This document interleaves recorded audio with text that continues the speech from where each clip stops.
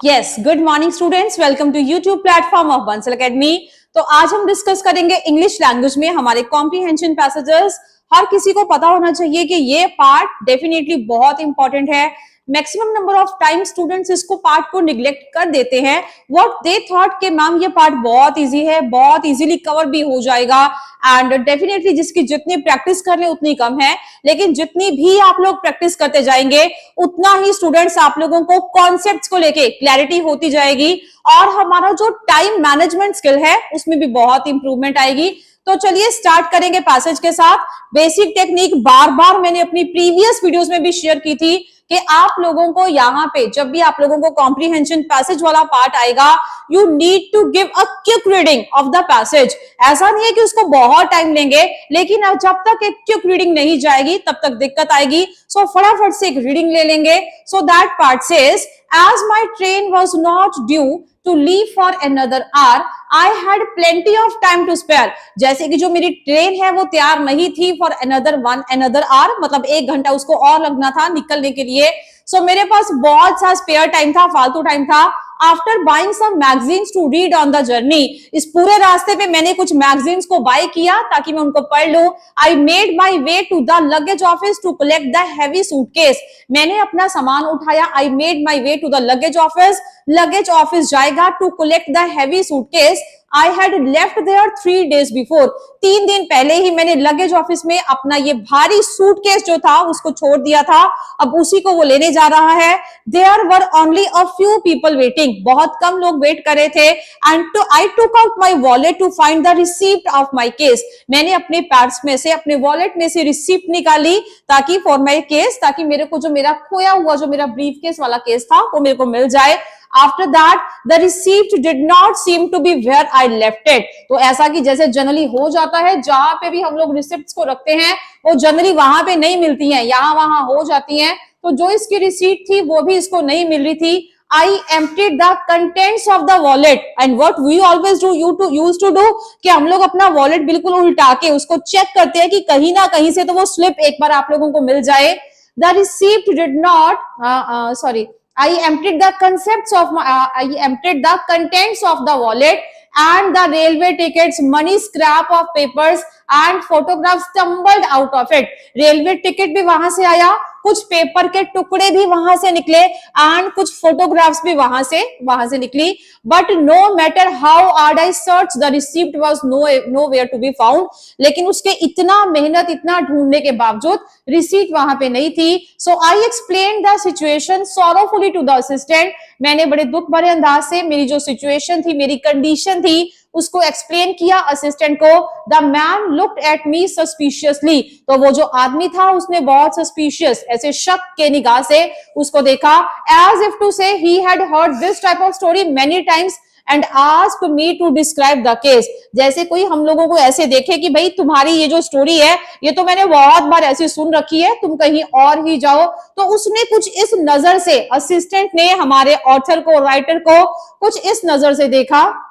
After that, the man looked at me suspiciously, so he had heard this type of story many times and asked me to describe the case। तो वो case को describe, case का मतलब यहाँ पे brief case है, तो उसके पास और कोई सॉल्यूशन नहीं था, उन्होंने बताया कि आप ब्रीफ केस को डिस्क्राइब करेंगे। I told him that it was an old brown looking object, एक बुरा सा, मतलब ब्राउन, बहुत पुराना दिखने वाला बैग है। No different from the many suitcases, जैसे कि आम हमारे सूटकेस होंगे रेगुलर यूज करने वाले, तो बिल्कुल वैसा ही दिखने वाला वो सूटकेस है। I could see on the shelves, जैसे कि मेरे को वो शेल्फ पे सामने नजर आएंगे। The assistant then gave me a form and told me to make a list of the contents of the case। तो बिल्कुल सही, ऐसा ही होना चाहिए। अगर हमारी कोई चीज गुम हो जाएगी और हम वहां पे जाके क्लेम करेंगे कि भाई हम लोगों को हमारा ये चीज चाहिए, मुझे मेरा केस चाहिए, तो डेफिनेटली जो सामने वाला है वो यही बोलेगा, आप एक लिस्ट बना के दें कि आपका ये जो बैग था उसमें आपने क्या क्या डाला था, ताकि क्रॉस चेक हो जाए कि रियल में आपका बैग है भी या नहीं, क्योंकि रिसीट गुम होने के चांसेस बहुत बार होते रहते हैं। After that, if they were correct he said, तो उसने इसके बाद क्या कहा कि अगर वो सारे के सारे सही होंगे, जितनी भी वो ऑब्जेक्ट्स लिखेगा, I could take the case, तभी वो सिर्फ और सिर्फ ब्रीफ केस को लेके जाने के लायक होगा। I try to remember all the articles I had hurriedly packed and wrote them down, तो मैंने जल्दी से जितने भी आर्टिकल्स मेरे को याद थे उनको पेज पे लिख दिया और उसको हैंड ओवर किया। After I had done this I went to look among the shelves, इतना कुछ करने के बाद डेफिनेटली हमारी जो नजर है वो सामने वाली शेल्व्स पे जाएगी ही जाएगी। There were hundreds of cases, तकरीबन 100 से भी ज्यादा वहां पे केसेस थे there, and one dreaded moment it occurred to me that if someone had picked the receipt up he could easily have claimed the case already। तो उसके दिमाग में आया कि कहीं ना कहीं जब जैसे उसने वहां पे सामने शेल्व्स को देखा तो इतना तो उसके पास दिमाग में था कि जो मेरी रिसीट है वो ऑलरेडी गुम हो चुकी है। सो एक ऑथर के माइंड में क्या आया, बाय चांस वो रिसीट यहाँ पे भी गिर गई थी, वहां से वो किसी ने उठा ली हो और ऑलरेडी वो मेरा लगेज क्लेम करके ले गया हो, तो वहां पे क्या होने वाला है। हर एक के मन में ये सवाल आने चाहिए कि अगर ये जो मेरा लॉस्ट हुआ लगेज है ऑलरेडी मेरे पहुंचने पहले से कोई ले गया तब वहां पे उसका क्या होगा। तो डेफिनेटली ये थॉट उसके दिमाग में आए। Fortunately this had not happened for after a time, जबकि ऐसा नहीं हुआ था, ऐसा उसको लगा। I found the case lying on it's side up in the corner, जैसे उसने देखा उसको एक बैग पे उसकी नजर गई एंड उसको लगा कि डेफिनेटली ये ही मेरा बैग है, and he was very much sure कि मेरा बैग कहीं भी ऐसा वैसा लॉस्ट नहीं हुआ है। आफ्टर दैट डिस्कस करेंगे। चलिए, after examining the articles inside, सारे के सारे इंटरनल आर्टिकल्स को एग्जामिन करने के बाद the assistant gave me the case, assistant ने फाइनली अब उसको केस दे दिया।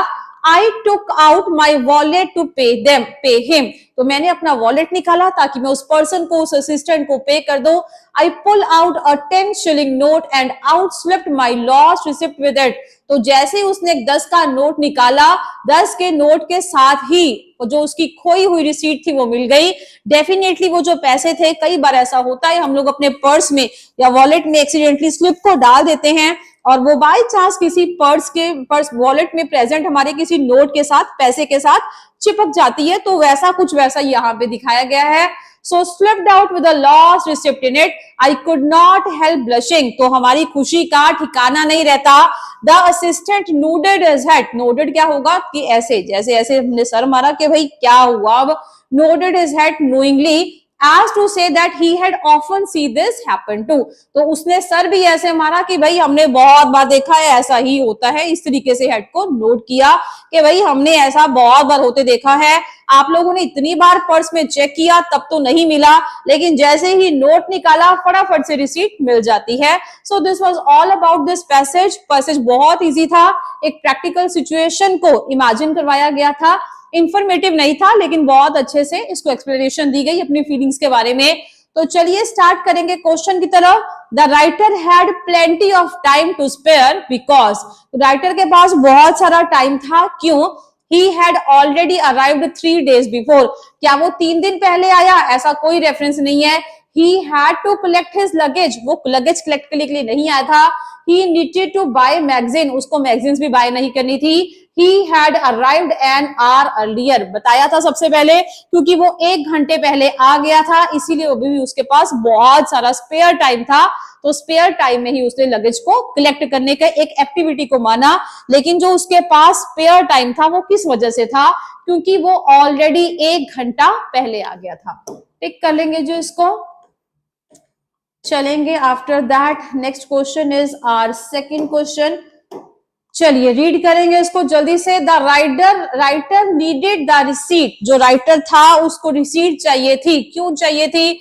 To claim his suitcase. वैसे तो हम लोगों को हमारा आंसर मिल चुका है, डेफिनेटली अगर रिसीट होगी तभी तो वो अपने सूटकेस को क्लेम करेगा। To pay at the luggage office, receipt से लगेज ऑफिस पे नहीं किया जाता। To prove that he had paid the luggage office, to prove that he had bought the suitcase, उसको कुछ प्रूव नहीं करना था, उसको सिर्फ उस रिसीट के थ्रू अपना जो सूटकेस था उसको क्लेम करना था। टिक कर लेंगे। Question number 2 A part is the right answer. Next is question number 3। The writer felt foolish because, जो राइटर था उसको अपनी बेवकूफी पे बेवकूफ ऐसा फील हुआ कि मैंने बहुत बड़ी बेवकूफी कर दी। क्यों? Because he could not find his receipt, क्योंकि उसको रिसीट नहीं मिल रही थी। he had not really lost his receipt at all. तो रियल में उसकी रिसीट कहीं खोई ही नहीं थी. He had to fill in the form, उसको फॉर्म फिल करना पड़ा. या असिस्टेंट आइड हिम सस्पिशियसली, या जो असिस्टेंट था उसने उसको अजीब से शक भरी नजरों से देखा. उसने फुलिश क्यों फील किया? जब उसने देखा वॉलेट में उसने बहुत बार चेक कर रखा था, तब तो उसको रिसीट नहीं मिली, लेकिन रियल में जो रिसीट थी वो कभी भी खोई ही नहीं थी. तो जब जैसे वो नोट के साथ से रिसीट मिली तो उसी टाइम उसको फुलिशनेस जैसा फील हुआ कि भाई ये तो मैंने बहुत बड़ी गलती कर दी, बेवकूफी हो जाती है, रिसीट रियल में खोई ही नहीं थी. चलिए टिक कर लेंगे. Question number 3 B part is the right answer. चलेंगे स्टूडेंट्स हमारे नेक्स्ट क्वेश्चन की तरफ. Fourth question says there were not dash people waiting at the luggage room. अब यहाँ पे है there were not very much people, a great deal of people, lots of people, very many. अब ये fourth का है very many. अब ये चीज हम लोगों को कई बार बहुत अजीब लगती है. as the sentence is about people, जब जैसे ये पूरा का पूरा सेंटेंस है वो लोगों के बारे में है और लोग हमेशा काउंटेबल होंगे क्योंकि लोगों को पीपल को काउंटेबल में लिया जाएगा. प्लूरल है डेफिनेटली, ये अपने आप में प्लूरल है और अगर ये प्लूरल है तो ये काउंटेबल भी होगा.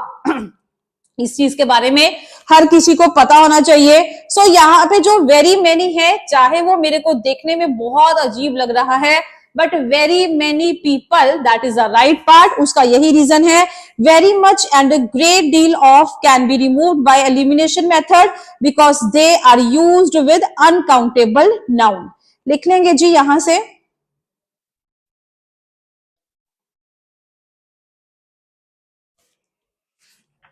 वेरी मेनी हमारा आंसर आएगा. रीजन क्या है? जब भी चीजें काउंटेबल होंगी वहां पे हम लोग मेनी का यूज करेंगे और जब चीजें अनकाउंटेबल होंगी तो वहां पे अनकाउंटेबल के केस में आप लोग अ ग्रेट डील ऑफ या वेरी मच भी यूज कर सकते हैं. लॉट्स ऑफ पीपल नहीं चलेगा यहाँ पे, that is not as per context. तो यहाँ पे लिख लेंगे very many people waiting at the luggage room. Tick कर लेंगे क्वेश्चन नंबर 4. चलिए जी, इसके बाद क्वेश्चन नंबर 5 देखेंगे. Wrote them down means, wrote them down means किसी चीज का लिखना. So wrote them down mean make a note of them, किसी चीज का नोट बनाना. कॉपी नहीं किया, ना ही साइन किया, ना ही पॉइंट किया या इशारा किया, रादर किसी चीज को लिखने के बारे में, क्योंकि फॉर्म फिलिंग के लिए बोला गया था, तो made a note of them. Tick कर लेंगे जी जल्दी से. नेक्स्ट चलेंगे क्वेश्चन नंबर 6 की तरफ. The writer found the receipt. Writer को रिसीप्ट मिली कहां से? On the high shelf near the cases among the contents of suitcase nested with the money in his wallet. बिल्कुल जी, nested with the money in his wallet, उसी के wallet में थी, मनी के साथ बिल्कुल वो नेस्ट कर चुकी थी, एक तरीके से चिपक चुकी थी. Trapped between the photographs, photographs के साथ नहीं थी. और कोई भी इसकी ऑप्शन सही नहीं है, एक ही ऑप्शन है. Question number 6 C part is the right answer. चलिए चलेंगे स्टूडेंट्स आगे. नेक्स्ट क्वेश्चन से question number 7 and question number 8. चलिए रीड करेंगे स्टूडेंट्स जल्दी से इसको. The writer took out his wallet first time. जो राइटर था उसने उसका वॉलेट था पहली बार निकाला था. कब? To buy some magazines, look for the receipt, fill out the form given by the assistant या पे द असिस्टेंट. 7th को चेक करेंगे तो हम लोगों को समझ में आएगा. मैगजीन्स उसने बाय की, लेकिन उसने वॉलेट निकाला या नहीं निकाला इसके बारे में कोई रेफरेंस नहीं है. हम लोगों को ये लगता है कि मैगजीन्स उसने पहले बाय की थी तो डेफिनेटली उसने पर्स पहले निकाला होगा, लेकिन this is not as per the context. जिस चीज के बारे में बताया ही नहीं गया तो एज्यूम करेंगे. कैसे करेंगे? ऐसे तो ये भी हो सकता है कि उसने वहां आने से पहले कुछ खाया पिया हो तो वहां पे भी उसने वॉलेट से पैसे निकाले हो. तो डेफिनेटली हम लोग यहाँ पे किसी मैगजीन को खरीदने के लिए या किसी भी ई टेबल को खरीदने के लिए जिसका यहाँ पे कोई रेफरेंस नहीं है, ऐसा नहीं करेंगे. उसने पहली बार यहाँ पे अपना wallet for the first time तब निकाला to look out for the receipt, जब उसको रिसीट निकाल के चेक करवानी थी ब्रीफ केस के रिगार्डिंग, तो वहीं पे उसने रिसीट को अपने निकाला. चेक कर लेंगे लुक फॉर द रिसीट, जब उसने फर्स्ट टाइम वॉलेट को बाहर निकाला. चलेंगे जी क्वेश्चन नंबर 8 की तरफ. The assistant asked the writer to make a list of the contents. उसने लिस्ट बनाने के लिए क्यों बोला? क्यों? एम्बैरस करना चाहता था, not at all. Charge him extra money, बिल्कुल भी नहीं। ascertain his ownership of the case या टेस्ट हिज मेमोरी। अब यहाँ पे मेमोरी को तो वो टेस्ट नहीं कर रहा था, कौन सा वो उसे पूछ रहा था, देश का प्रधानमंत्री या देश का प्रेसिडेंट कौन है। वो सिर्फ इतना देखना चाहता था कि जिस चीजों पे वो अपनी मलकियत दिखाना चाहता है, ऑनरशिप दिखाना चाहता है, अपना ऑर्डर लगा रहा है, तो क्या वो चीजें उसको जहन में, उसके माइंड में है भी या नहीं, उसको याद है या नहीं। सिर्फ उनकी एक लिस्ट लेना चाहता था, उसकी मेमोरी चेक करना, पैसे लेना या एम्बैरस करना, ये उसका स्टूडेंट्स मोटिव बिल्कुल भी नहीं था। चलिए चलेंगे students, next question is our question number 9th and 10th। चलिए कंप्लीट करेंगे फटाफट से इसको। Question number 9 says I explain the situation sorrowfully to the assistant, means मैंने जो मेरी सिचुएशन थी बहुत दुखी हृदय से मैंने असिस्टेंट को बताई। क्यों बताई, असिस्टेंट को बताई कैसे। The writer found the situation tragic, no, he explain the situation to the assistant who was very sorrowful. लेकिन असिस्टेंट सॉरोफुल कैसे हो सकता है, पर्सन सॉरोफुल था, असिस्टेंट सॉरोफुल क्यों होगा। With great distress the writer explained his unfortunate situation to the assistant, या फिर the assistant found the situation tragic. थोड़ा सा ध्यान लगाएंगे तो पता चल जाएगा, इतना स्ट्रेस आ रहा था उसी वजह से उसने एक्सप्लेन किया। ट्रैजिक सिचुएशन नहीं थी, डेफिनेटली अनफॉर्चुनेट सिचुएशन थी उसके लिए, जिसकी वजह से उसने पूरा का पूरा जो मामला था असिस्टेंट को अच्छे से एक्सप्लेन किया। In this passage situation means, अब इस पैसेज में जो एक वर्ड बार बार यूज कर रहे हैं सिचुएशन, सिचुएशन का मतलब क्या है, प्लेस, जगह के बारे में, इवेंट के बारे में, पोजीशन के बारे में नहीं जी। सिचुएशन हमेशा बताई जाती है पर्सन की कंडीशन के बारे में, कि उसके टाइम उसकी हालत क्या थी, उसके हालात क्या थे। पर्सन यहाँ पे पैसेज में सिचुएशन के जब भी यूज करेगा वहां पे उसका कॉन्टेक्स्ट क्या होना चाहिए, दैट इज कंडीशन। ठीक कर लेंगे जी स्टूडेंट्स फटाफट से इसको। So this was all about this passage. Hope आप लोगों को ये पैसेज बहुत यूजफुल पता चले और अच्छे से आप लोग फर्दर क्वेश्चंस को अटेम्प्ट करेंगे। Thank you.